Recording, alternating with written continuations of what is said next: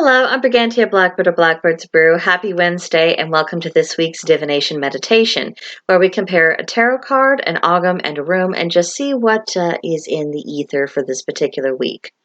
So to begin with, our tarot, we have the King of Wands.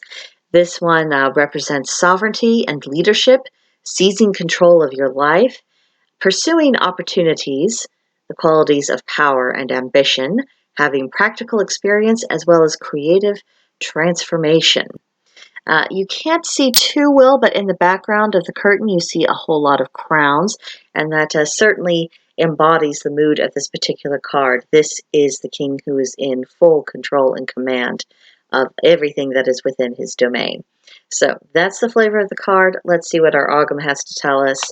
We have this week Ruis, representing the elder tree. It's about change and evolution, but also the transition of cycles, having new beginnings or endings that you have been waiting for a very long time.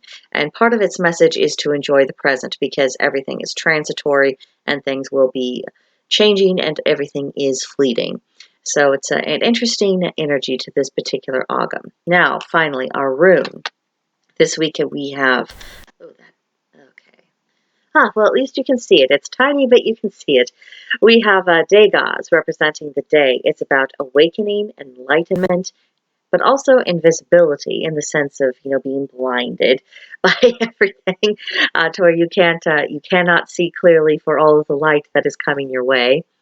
But it's also represents incommunicable paradoxes, things that are opposite and yet somehow manage to coexist that we don't fully understand, that kind of thing. It's also about non-dualities. It represents that there's room for, not only shades of gray, but the entire spectrum of color. Things aren't just black and white. And it deals with the ideas of hyperconsciousness and the realization of concepts, going from just an idea in the head to seeing it fully manifested and enacted in our practical material world. So, interesting little collection of divination tools this week. Unlike previous weeks where I felt like we were getting one loud, cohesive message that was just being shouted at us from the hilltops, this feels like it's a little bit more subtle and complicated. So to review, we have the King of Wands representing, that being in charge, seizing control, and being the person who decides what you're going to do. Then you have an ogham that's all about changes, allowing things to evolve, and also, again, a little bit of that seizing the moment with that admonition to enjoy the present.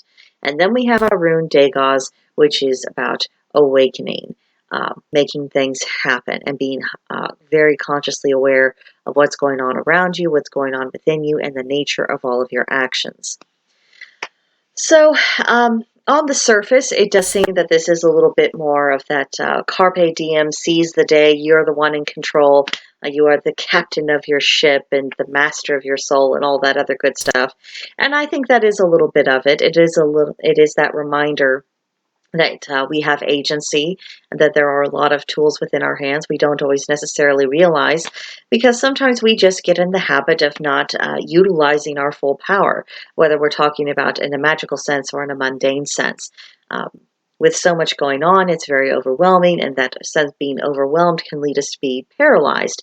Well, when we live in chaotic and fluid times, that isn't the time to be paralyzed. It's the time to take action. It's the time to say, the current is going this way. I can make use of the energy of that current. Maybe I want to shift its direction, but there are possibilities, and you can tap into that energy and make something of it.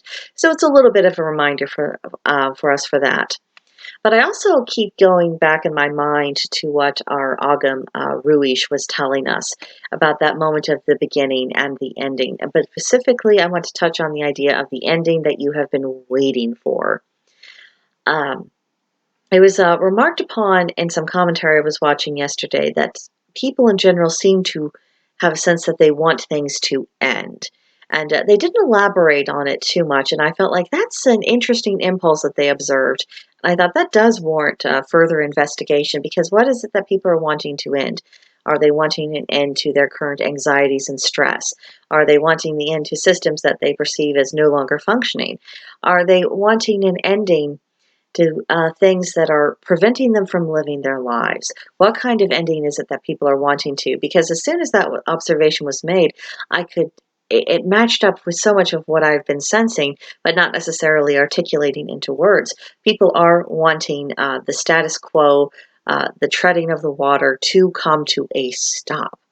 And I think that desire has been building up in some people that it almost doesn't matter if what is coming after that ending, if it's worse than what it was before or not.